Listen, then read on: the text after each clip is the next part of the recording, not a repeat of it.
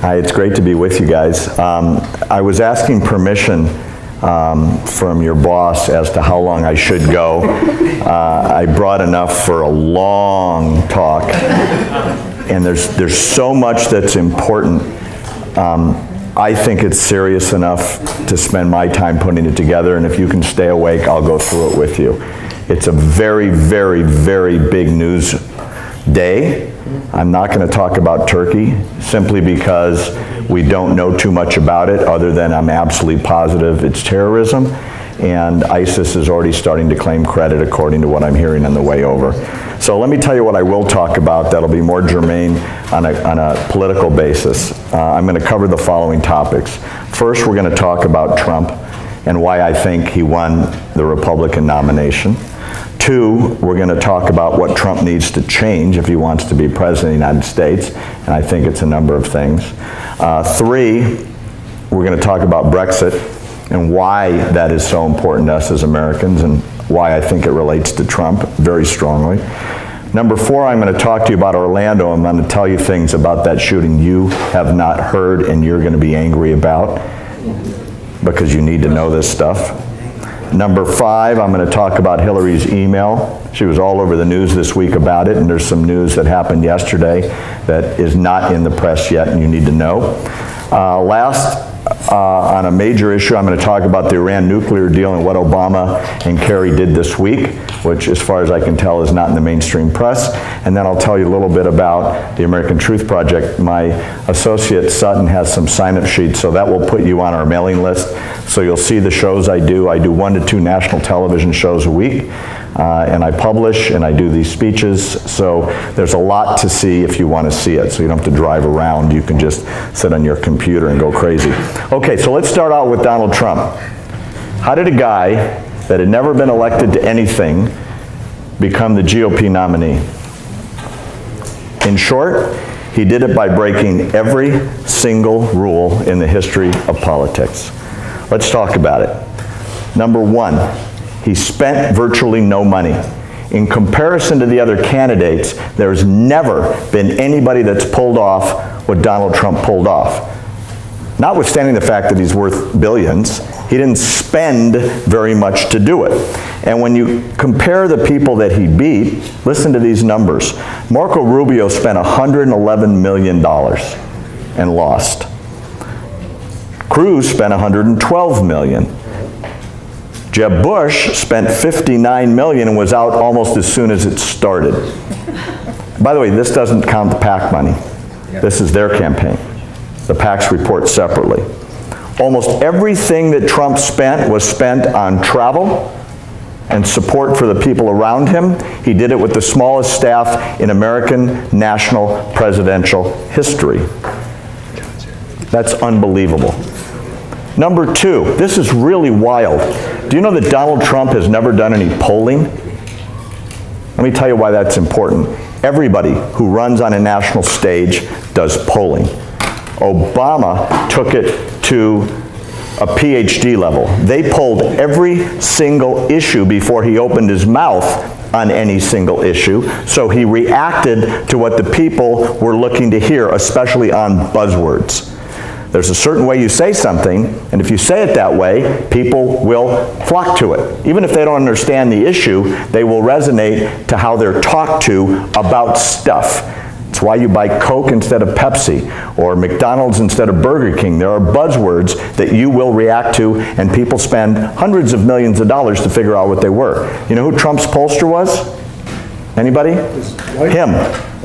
Him. He says, I feel it in my gut. And he has that talent to know what people react to. Number three, this astounds me. He was almost 100% off the cuff. Literally, a press conference every day. You know, Donald Trump did more press conferences last week than Hillary Clinton has done in her political career. Why? It's scary to face the press because you don't know what's coming. And he's got this ability to be able to do it with comfort. However, along with that comes the most bizarre statements you've ever heard.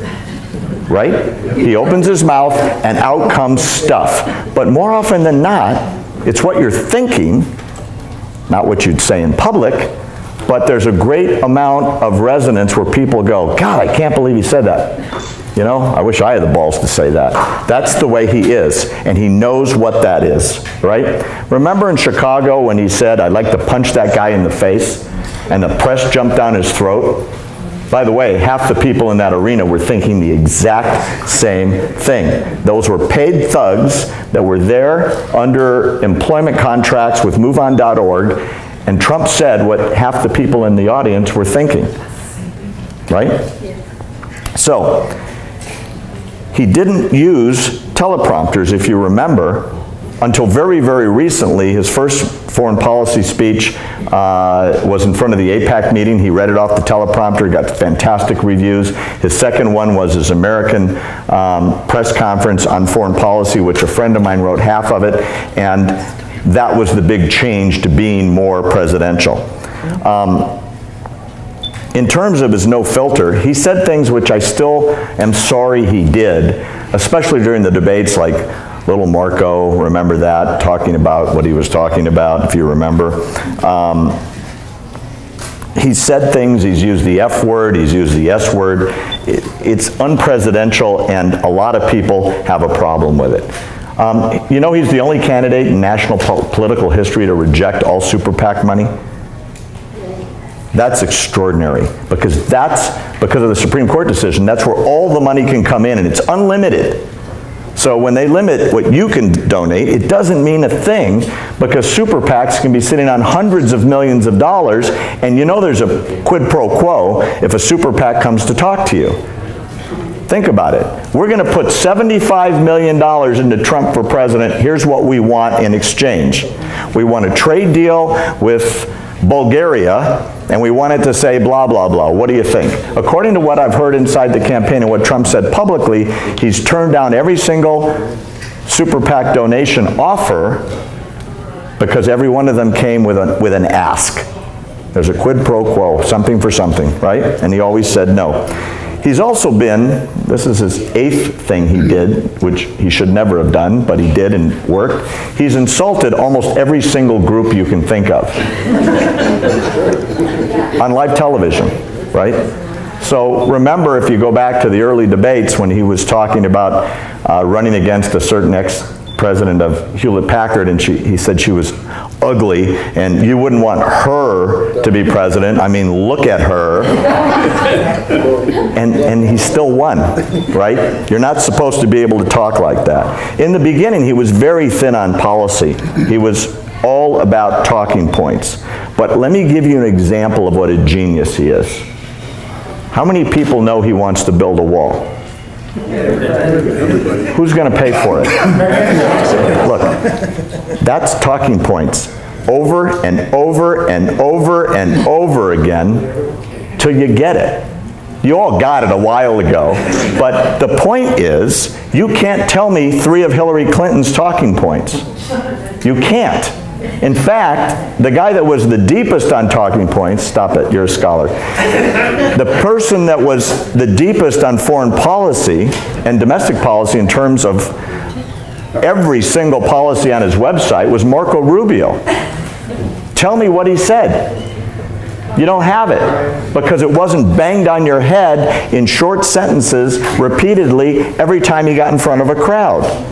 So what he got made fun of was exactly his strong point. Talking points, short thoughts, over and over again, and all of you can say it. Isn't that interesting, right? So, what happened? He gets to the end, he's acting completely non-presidential. Everyone says, when are you going to start acting like a president? And we're going to talk about that in a minute. And yet he beat 17 people with way more money, way more political experience, a lot savvier, with huge campaigns, and Trump did it with about 3 or 4 people. Here's a wild one for you to think about, and I think I'm right about this.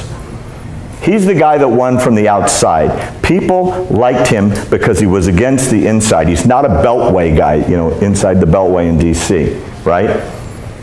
Cruz said, I'm not a Beltway guy, which was a lie, because he was. Marco Rubio said he was an outsider, which was a lie, because he's a U.S. Senator, and on and on and on. There was only one other person that really made it to the end, which was Ben Carson.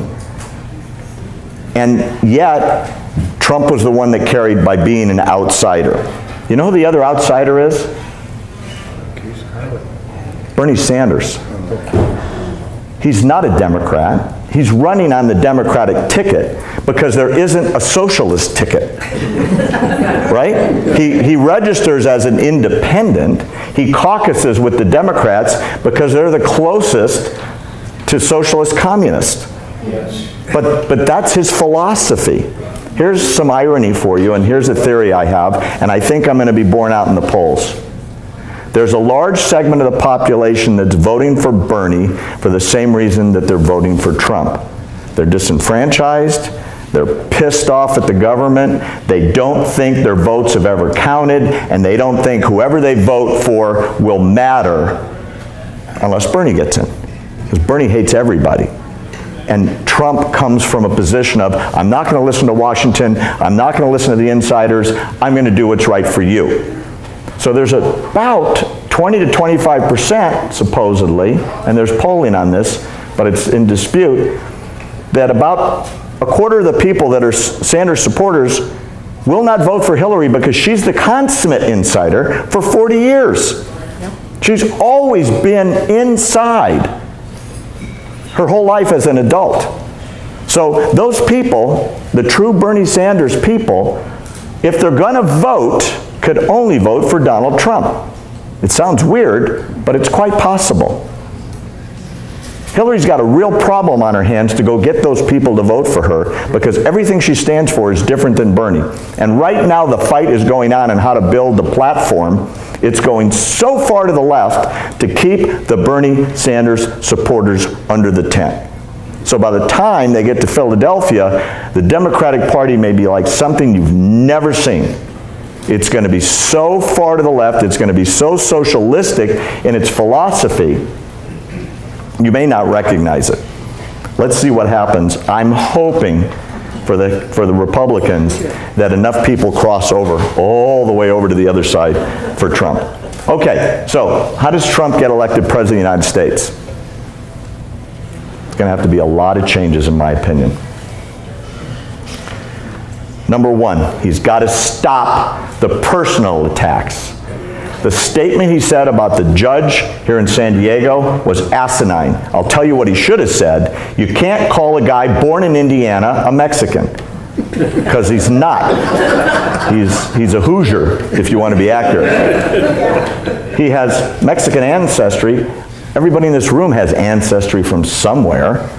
And we're not going to be insulted by it, and you can't insult a federal judge. Let me tell you how he could have beat that judge. He could have said, if you want to know, that judge made two key rulings in the class action against Trump University. He certified 2 class action law firms, both of whom are Democratic. They donate to Hillary Clinton's campaign, and they're big supporters of MoveOn.org.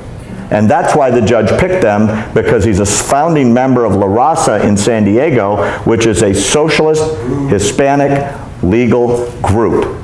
Now, if he said that, everything I just said is a fact, then people can go, yeah, now I see why he rules against Trump in the case. Draw your own conclusion. Don't say he's Mexican, because A, it's racist, and B, it's wrong. You see the difference? He was on the right track, he choked. And that's what I mean by take the personal stuff out of it and stick to the facts. The facts will win it for you, okay? Number 2, he's got to act and speak as if he was President of the United States. What brung him to the dance is not going to get him to the final party. Why? Because he was fighting within the right wing of the conservative movement. Everybody in this room who votes will vote for Trump. He's not campaigning to you anymore. Everyone in the left wing of the Democratic Party will vote for Hillary Clinton if she's in prison. Trust me on this. She will be elected from prison. Why? because they're dyed-in-the-wool social democrats. They're progressives, and that's what they do. Donald Trump is not asking for their vote. He's going after the middle. The undecided vote, the declined to state, or the independents, like my wife, don't want to be party people. They want to decide by a candidate. That's the group that's going to decide the next president of the United States. To appeal to that group, sometimes they vote left, sometimes they vote right. That's the Reagan Democrats, right? You've got to sound like a president. You've got to look like a president. You've got to project presidential. And then, after that, you put in the policy. I heard 3 or 4 talk shows with pundits in the last month talk about the same thing. Most people vote for who they like, then who they trust, and about 4th or 5th is policy. That's the truth. That's how you pick your friends. This is the same thing, just a bigger scale. So if you act like a president, look like Reagan, right? Don't look like Carter. You'll get the middle. That's what he's got to do, okay? I feel very strongly about it. He's got to stop saying stuff that's just stupid. You know, like, I like Putin, he respects me, I respect him. He's a fascist dictator of a police state who kills people who oppose him, and the ones he doesn't kill, he puts in prison. Don't align yourself with a thug of the largest police state in the world outside of China. It's not good policy, right? That's not a presidential thing. You can't say things like, I'm going to bomb all the oil fields in Iraq and Syria, so we'll take away the money from ISIS. It'll also start World War III. However, you can strategically blow up stuff. That's a presidential statement. I'm going to carpet bomb the Middle East, which he did say, is not presidential. Okay? Next thing. This is how he wins. Concentrate on Hillary's weaknesses and hit people over the head, talking point-wise, every speech. What are those things? Email. I'm going to tell you why she belongs in prison. I'm going to teach you the law in about 10 minutes. He's got to do it on talking points so that everybody gets it. Number 2, Benghazi, Benghazi, Benghazi. Gowdy's report came out today. There's all kinds of stuff in there. And you know what? Nobody is going to read the 800-page report in little tiny print. But they'll relate to talking points if they're banged over the head with it. Who made the decision not to send reinforcements? The State Department did. Who's in charge of the State Department? Hillary Clinton. Number 3, Clinton Foundation. There are so many violations of law in regards to the foundation as to be unbelievable. There's so much policy that was being discussed inside the State Department at the same time money was flowing in to the Clinton Foundation on the same subject. Look up Monsanto. They gave tens of millions of dollars to the foundation at the same time the Secretary of State was making a speech on the promotion of World Seed Advancement. This is the program designed and run internationally by Monsanto. They're Frankenseeds, right? She was pushing that program through the Department of State. So yeah, the Clinton Foundation does some good things, and they're crooks. They left the White House broke. They're worth $150 million while she was a U.S. Senator and then Secretary of State. Anybody mention that? Donald Trump should say it every single time and point to her when he does it. And oh boy, I think he's got it. Then he's got to talk about, I think this is an issue. It hasn't happened big yet, but I hope it does. Hillary Clinton is an enabler of a serial abuser of women. Women that have been raped, women that have been sexually assaulted, women that have been coerced into behavior that they didn't like. And I'm not putting Bill on trial about this. He was already impeached for it, for one instance. But who went after every one of the women, slandered them in the public eye to the point where these women were humiliated and shut up? Look it up, it's Hillary Clinton.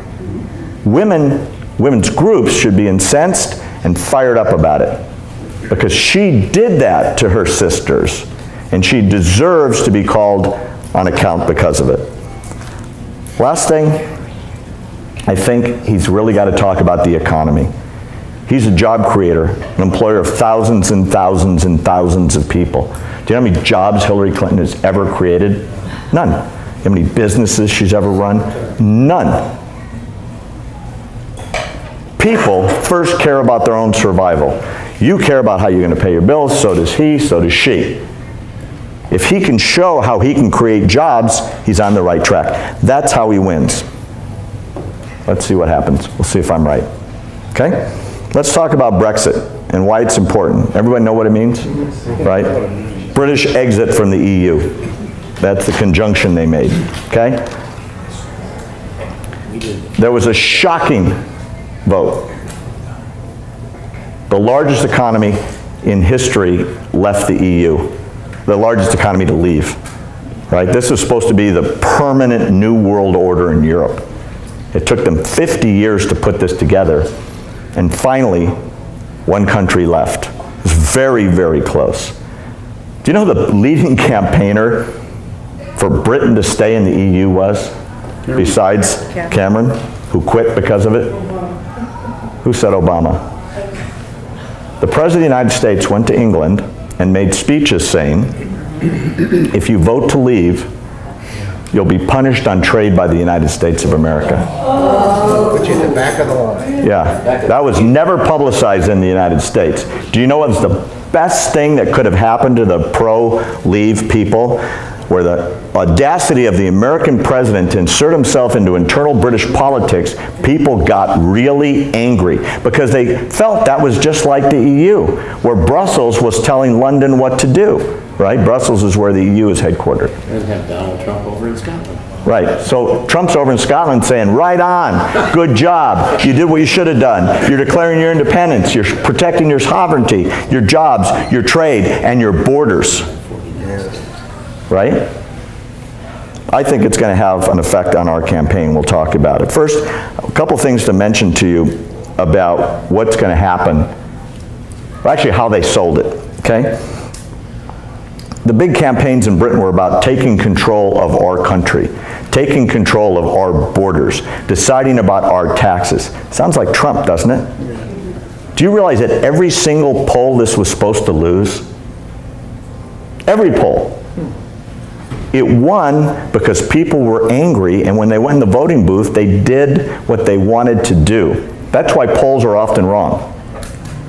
Because people tell the pollster what they think the pollster wants to hear, or what won't embarrass them, because polls are always done verbally.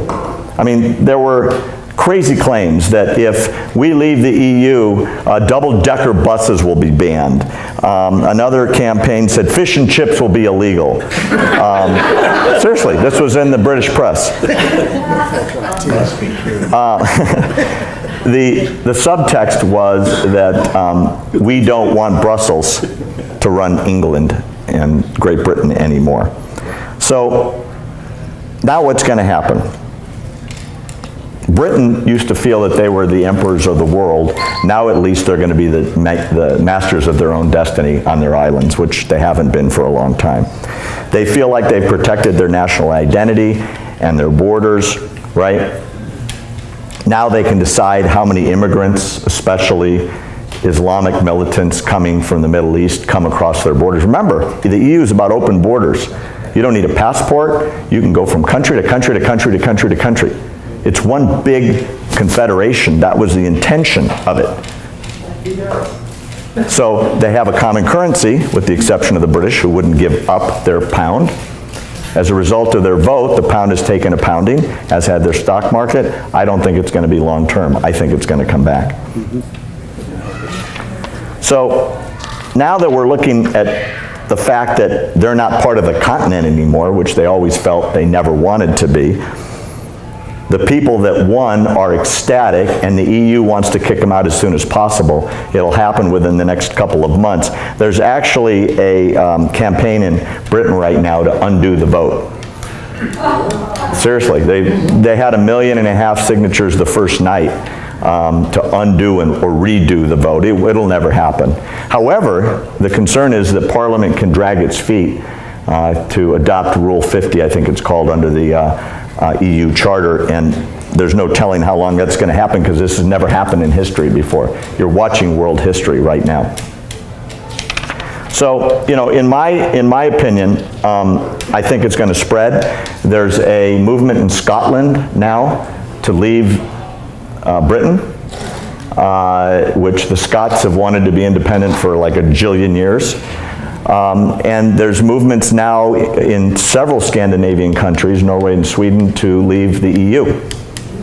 So at the same time as Turkey is wanting to be a big part, and those countries in the south of Europe, the north of Asia want to come in, the countries on the north that are being destroyed by immigration want to leave. I didn't bring that speech tonight. I can talk to you ad nauseum about what's happened culturally and criminally to the Scandinavian countries by unrestricted Muslim immigration. It's startling. I'll give you one statistic. In Europe, the #1 country for rape, Sweden. You've heard me say that before. No, I don't. Really? It's Sweden. Did you? It's Sweden, by young Islamic men. It's a startling statistic, and they know they're out of control. The Home Secretary has said our financial and social system will collapse within the next couple of years unless there are radical changes. Yes, ma'am? They don't have any guns either. No. No.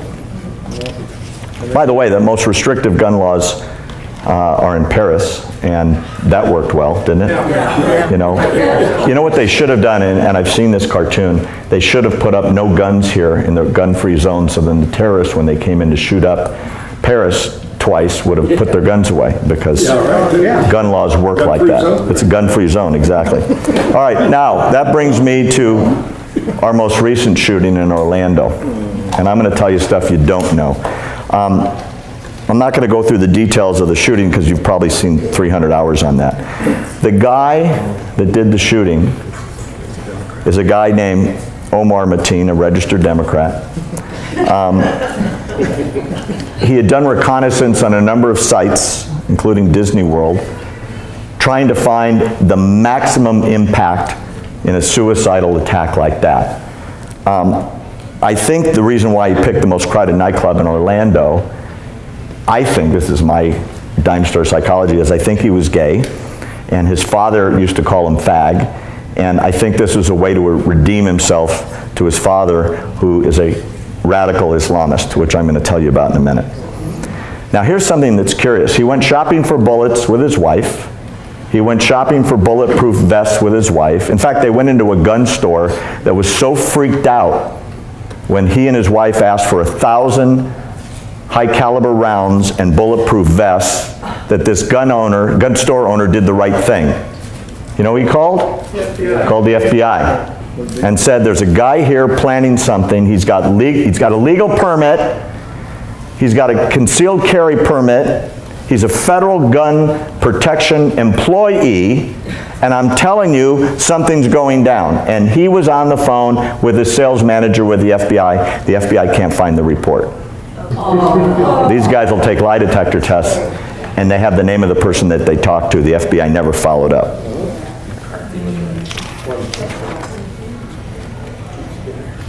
On at least 2 occasions, Omar's co-workers called the FBI, including his co-workers in the protection detail where he was working, to say this guy is talking about jihad. Twice. So the FBI came out, picked the guy up, and interrogated him, and then sent him back. And then later, another group called the FBI and said, this guy's going to do something, please come talk to him. And again, the FBI picked him up and sent him home. So let me disprove something to you. The president said this was a lone wolf attack, and it's very hard to stop these. Let me teach you why it isn't a lone wolf attack. Okay? Number one, Omar Mateen's father his name is Sadiq Mateen, of Port St. Lucie in Florida, had his own television show from between 2011 and 2015 on cable, and broadcast worldwide for his campaign for the presidency of Afghanistan on the Taliban ticket. You think ISIS is bad? The Taliban has killed a lot more people when they were in power in Afghanistan. They are a vicious, ruthless group of murderers. This is the group that kills women for teaching. This is a group that kills every gay they can find. This is a group that is involved in the slave trade. His father ran for president a number of times on their ticket. He's raised money for the Taliban in South Florida. The father's main complaint about Afghanistan is the Durand Line, which was created by the British in 1893, that separates Afghanistan and Pakistan, was put in the wrong place, so Afghanistan should merge or expand the Pashtun tribal areas to be bigger Pakistan, and that's his campaign slogan. He's known to the CIA, he's known to the FBI, he's on video proclaiming his allegiance to the Taliban and thanking the United States for supporting Pakistan, supporting Pakistan in certain areas against Afghanistan. This is a quote from him on his video. Our brothers in Waziristan, our warrior brothers in the Taliban, and the National Afghan Taliban are rising up. Inshallah, God willing, the Durand Line issue will be solved soon. Want to hear about the mother? Iqbal Salman uses her Facebook page to promote Palestinian resistance fighters. She came to the United States in the 1980s. This is what she posted on Facebook. How many snipers from Palestine deserve a bow from our heads as we show our respect to them? She wrote in 2013 on Facebook.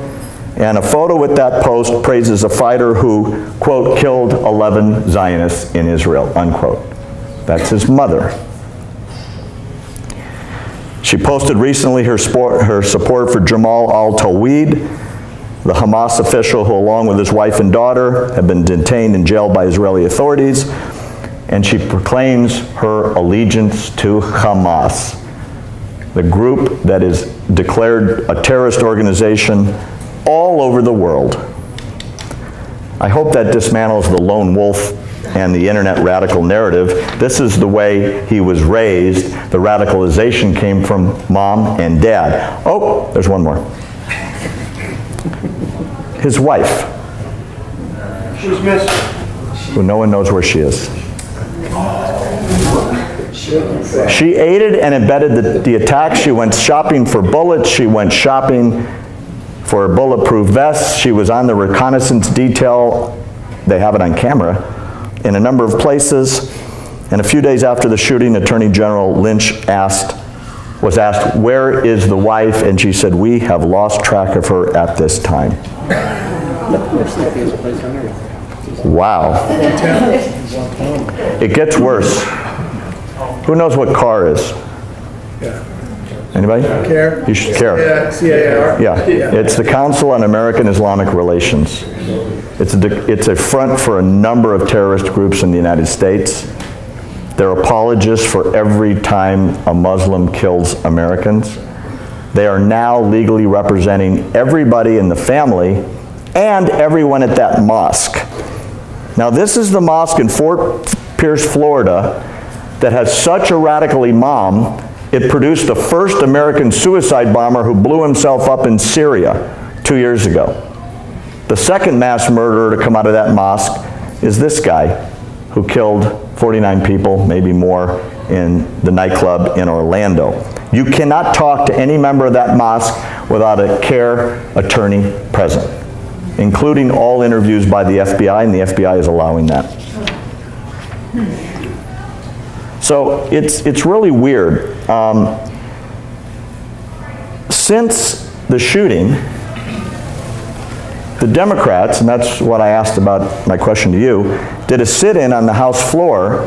The Republicans said, this discussion is about Islamic terrorism in the United States.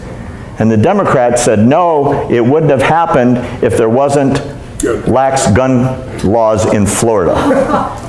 And they sat on the floor in violation of congressional rules where they could have been, get this, arrested for it. And for some reason, not only they weren't, it was tolerated and televised on Periscope, every minute of it. And those Democrats who did that refused to discuss the fact that it's yet another terroristic attack on the United States. Willie Gomer was there. Let's talk about something new. I've got a theory. I'm writing an article about it. You all heard the term radical Islam? Yes. I looked up what radical means. Webster says, very new and different from what is traditional or ordinary. So when people use the term radical Islam, they're confusing you. Someone who shoots non-believers, someone who kills apostates in the Muslim religion is not departing from, it is not doing something new. They are traditionalists. They are literalists. They're taking their holy book word for word. Okay? So, people who don't believe in mass killings, they're the radicals. Jody Jansen. They're the ones that want to stand up and say, you know what, there's parts of the Quran we shouldn't follow. You can't throw people off buildings. You can't sell women into slavery. You can't kill small children, and on and on and on and on and on, because it's not the right thing to do. This isn't the 7th century. They're the radicals. You should be afraid, afraid of the traditionalists. The Orthodox should scare the crap out of you. So here's your homework assignment. Go on Amazon tonight and buy a Quran in English and read it. It'll be the scariest freaking thing you have ever read in your life, trust me. And when you read some of those sutras, and it tells you what you're supposed to do to get into heaven, if it doesn't scare you to death, you don't speak English, because it's that bad. Okay? I want radicals that will reject that book. I want radicals to walk in the street of Paris. There's a cartoon that went around the world after Paris. They showed the main plaza, and it was empty in the middle of the night, and it said, the moderate Muslims of France marching against terrorism. And there was nobody in that street. Nobody, not one. Not one imam. Not one of the million Muslims, who, by the way, are going to be the dominant religion in France in one more generation. It's true. So, look for my article when it comes out. Okay, now we're going to be lawyers. Now we're going to learn about Hillary's email situation. Why she belongs in prison for 1,000 years. Okay? Not a joke. I'm dead serious. Every key player at the State Department, not unlike the U.S. Armed Forces, I'm talking about officer, serious officer level, flag level, has to sign an NDA, a non-disclosure agreement, that's about 8 or 9 pages from what I'm told. I have a good friend who's an admiral that went over it with me as best as he could remember it. And it talks about not only access to classified information, but what you do with it and your obligation to protect it, to keep it out of unauthorized hands. How many times have you all heard Hillary's statement? I think she said it thousands of times. Nothing was classified on that server. Everybody hear that? Yeah. The next time you hear it, listen to these words. I hope they ring in your head. That's irrelevant. That has nothing to do with the law. There's a presumption in the law that you knew, or should have known, or it should have been marked. If it was marked the next day, if it was marked never, it doesn't matter. Do you hear me? There are at least 2,000 200 of those emails that have been recovered that are classified. Each one carries a civil penalty and a criminal penalty of up to 7 years. Do the math. It's 14,000 years. Okay?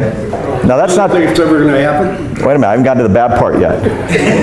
There's something called SAP, okay, Special Access Programs, and those are so top secret that the Inspector General of the State Department, when they were looking through the emails, when he got to an SAP email that was on that server, couldn't even read it, and he had top secret clearance. It's above his clearance level.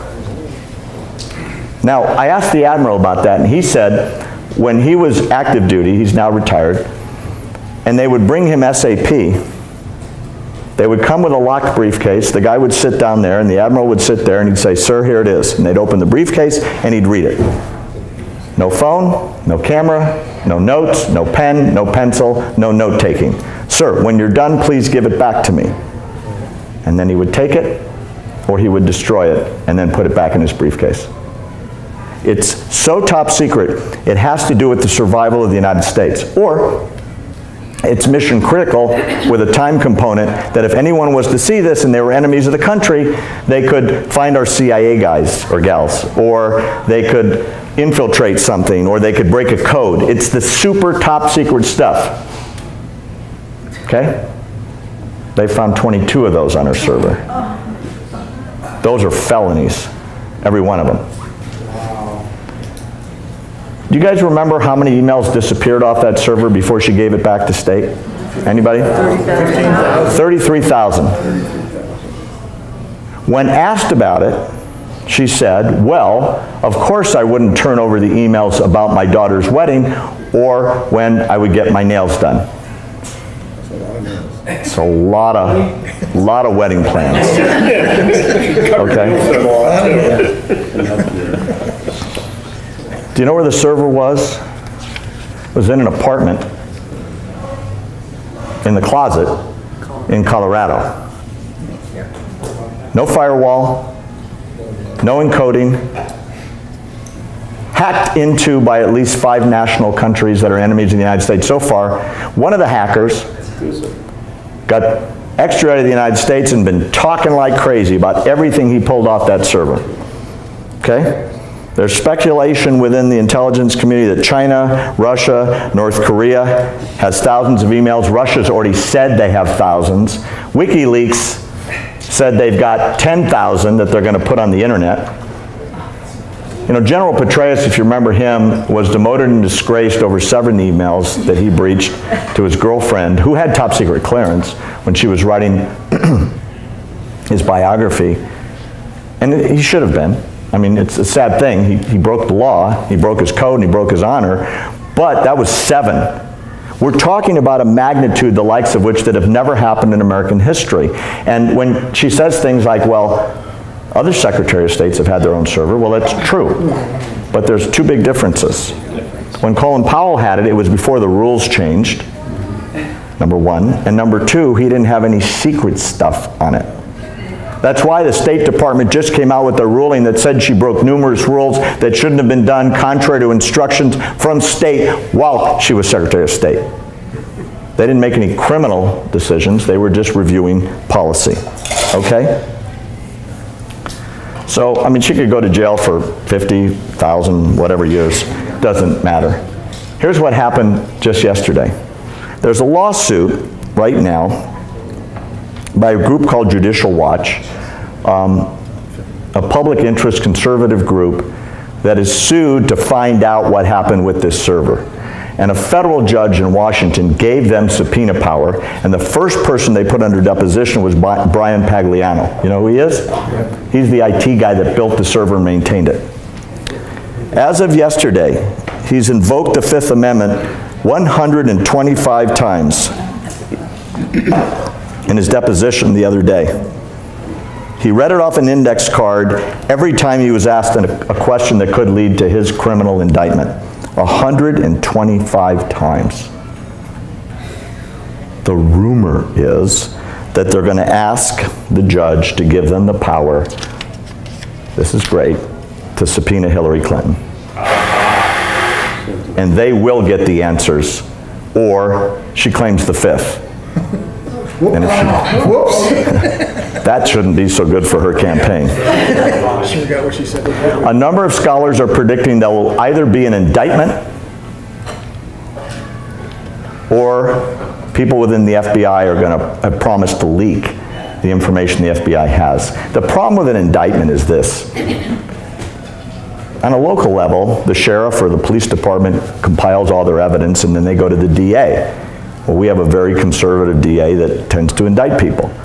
On the federal level, the district attorney is the attorney general, who happens to be a very, very liberal Democrat named Loretta Lynch, who was appointed by by Barack Obama. And supposedly, there are secret emails between Hillary Clinton and President Obama as part of that list. So she's got Obama because he didn't report it. And he's obligated to report it. He's obligated to report a breach, right? Now he can say, well, I didn't see it, or somebody, if it went to the White House under his personal ID code and he opened it and that can be proven, then he goes down with her.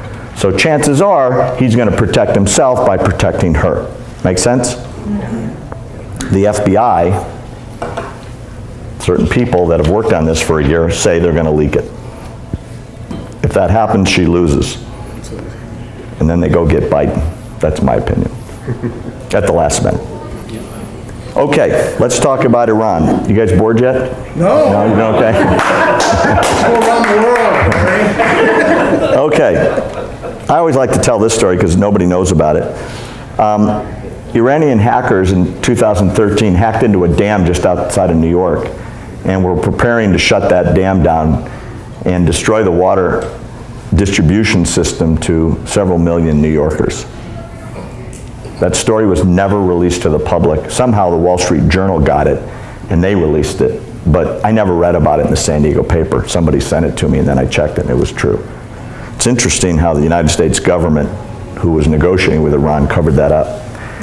The JCPOA, the Joint Comprehensive Plan of Action, which is what the Iran nuclear deal is, was made between Iran on one side and a group of European and related countries, the P6+1, I should say, and everybody signed that agreement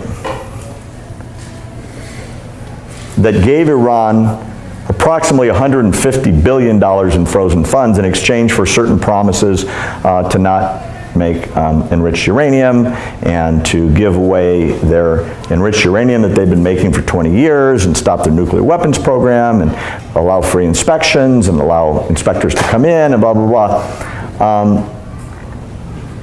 And if that all happened and everybody that signed the deal honored the deal, maybe it wouldn't be such a bad deal, except there's one problem. One side didn't sign. Iran has never signed. Ever. How many of you know that? Have you heard me speak? Because nobody knows that every time I do that. I love to see the hands and people look at me, what are you talking about? Iran never signed the deal. It went to the parliament and it was rejected. And the supreme leader, Ali Khamenei, said he will never sign a deal with the United States. It has never been signed. That's why, look it up, Kerry doesn't call it a treaty. Because to have a treaty, that has to be confirmed by the United States Senate in their exclusive control. That's the way the Constitution's set up. So they bypassed that, and they called it an agreement made by executive action. And the Republicans let them get away with this, and as a result, we have this deal. And yet nobody in the United States knows, or cares apparently, that Iran never signed, or we gave them the money. So let's talk about what's happened recently. They're in violation of several dozen UN resolutions according to the UN. Remember, they were launching missiles in October and November. I can give you all the resolutions they violated. The Senate got really angry, and Kerry went to the Senate and pleaded for 2 hours for the United States Senate not to sanction Iran for all these violations of all these missile tests. What kind of missiles are they? They are ICBMs. Intercontinental ballistic missiles. By definition, it is a missile that can travel intercontinental, between continents. So they already have the missiles that can hit Europe. They already have the missiles that can hit Israel. And they've got a lot of them. Where else are they going to send a missile? To China? China would vaporize them. Russia would vaporize them. They talk about where they want to send the missiles, and that's to Washington and New York. And that's what they're developing. It's North Korean technology, and we're allowing that to happen. The UN, who usually sucks at inspections, has said these are all breaches. They have to be held accountable. The sanctions are still in place for testing intercontinental ballistic missiles. And Kerry's comment was, well, we don't know what they want to do with the missiles, so we shouldn't sanction them. Well, that would be logical, that it's to put bombs on the top of them because they deliver warheads. You don't send over care packages or candy. You put a missile and you top it with a warhead that, according to Israeli intelligence, they already have. Which is why Israel has wanted to go many times, and they were stopped by Obama on at least 3 occasions, and I know that for a fact. So the UN found that they've been developing nuclear weapons for at least 10 years. They were found guilty. The UN did nothing. The United States did nothing. This is after they got the $150 billion. So what's happening now in Iran? This week, Obama and Kerry have both made announcements strongly supporting massive trade deals between the United States and Iran, including a massive deal with Boeing. You're going to love this quote. This week, I'm going to read it word for word. Administration officials said that they were encouraging businesses to make agreements with Iran in order to make it harder for future administrations to unravel the deal, since then it would threaten American jobs. The push for opening up Iran to American business has been led by Secretary John Kerry, which has put him at odds with the Treasury Department, which is still enforcing certain sanctions against Iran. We are not going to stand in the way of permissible business with Iran, a senior administration official said. That was Friday. As long as we feel Iran is meeting the terms of our deal, then we're going to uphold our end of the bargain, and that is going to result in additional business activity with Iran. I had Jim Woolsey, you know, he is the former director of the CIA, on the show with me a couple weeks ago. It's really fascinating. We talked all afternoon for like 2 hours before the show. He said that this deal didn't start with this administration in Iran. It started with the previous administration. It went on in secret for 3 years. And the reason it didn't get announced is because that was a radical regime, and this is the moderate regime, which is a complete falsehood. He said, this is a quote from Jim, the U.S. capitulated on every single key point. We didn't push back on a single point. Do you remember the Ben Rhodes story a couple months ago? Ben Rhodes was the Obama spokesman who got caught bragging to the New York Times in their article on him that he misled the American press and public for months and months to sell the Iran nuclear deal, the JCPOA, to the public. By the way, what happened to Ben Rhodes? Nothing. Absolutely nothing. He wasn't even sanctioned by Obama. You want to know where he works today? 1600 Pennsylvania Avenue. He still has his job. Which means what he did was sanctioned. You guys work. Somebody does something wrong at work and it's against your policy, you admonish them at minimum, or you fire them. And if they betray you, you fire them and call the cops. This guy bragged to the New York Times, I misled the public for months, and the press in the press briefing room bought it. That's how I sold the deal for my president, who still pays him. God, that ought to make you mad. Makes me mad. If you like your doctor, you can keep your doctor. That's a minor lie compared to what I just told. Okay, one last thing. American Truth Project, I hope you signed up. It's a 501c3, so if you want to give money to help put out our videos and our shows and our writings, please do so. You'll be on our mailing list anyway. That's all I've got for you tonight. Thanks for being good listeners and paying attention, and I'll answer as many questions as you like.